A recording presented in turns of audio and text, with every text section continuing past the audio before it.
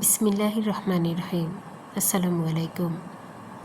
অনেকেরই স্বপ্ন থাকে আপনার প্রিয়জনের নামে একটি ফাউন্ডেশন তৈরি করবেন। আমিও তার ব্যতিক্রম নই। আমি আমার প্রিয় বাবা মা মোহাম্মদ ফজলুল করিম এবং মনোয়ারা বেগম ওনাদের নামে একটি ফাউন্ডেশন করতে যাচ্ছি। আলহামদুলিল্লাহ। ফাউন্ডেশনের জন্য প্রথমেই গঠনতন্ত্র দরকার। সেই সফট বিষয়গুলো আমি পরবর্তীতে ইনশাল্লাহ শেয়ার করব। বাট ফিজিক্যালি যে কাজগুলো আপনি করতে পারেন তার জন্য যা যা করণীয় দরকার আমি মোটামুটিভাবে তুলে ধরছি। বেসিক্যালি আমি যা করছি সেটাই আপনাদের সঙ্গে শেয়ার করছি। প্রথমেই দরকার একটা ব্যানার। সুন্দর করে একটা ব্যানার তৈরি করুন। নাম কী দেবেন সেটা সিলেক্ট করে নিন। ব্যানারে খুব বেশি কিছু রাখার দরকার নেই।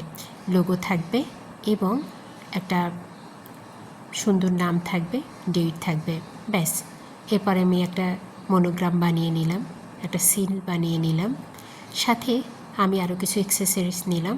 সেটা হচ্ছে আমি কিছু রেজুলেশন বুক নিয়েছি, একটা হিসেব বুক আর একটা হচ্ছে রেজুলেশন বুক।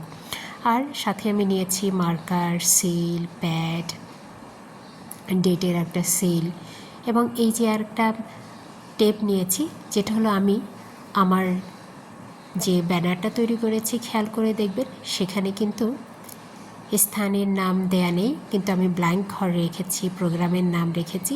তো জাস্ট আমি টেপের উপরে লিখে ওখানে লাগিয়ে দিব, প্রোগ্রাম শেষ।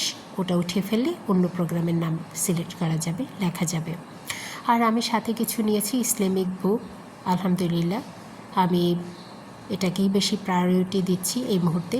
যদিও আমার এই সংগঠনের উদ্দেশ্য হচ্ছে সকল ধরনের সামাজিক কাজ করা, শিক্ষা নিয়ে কাজ করা, অসহায় মানুষদের নিয়ে কাজ করা, এবং আমার একটাই মোটো হচ্ছে কোনো মানুষ যেন অসহায় না থাকে।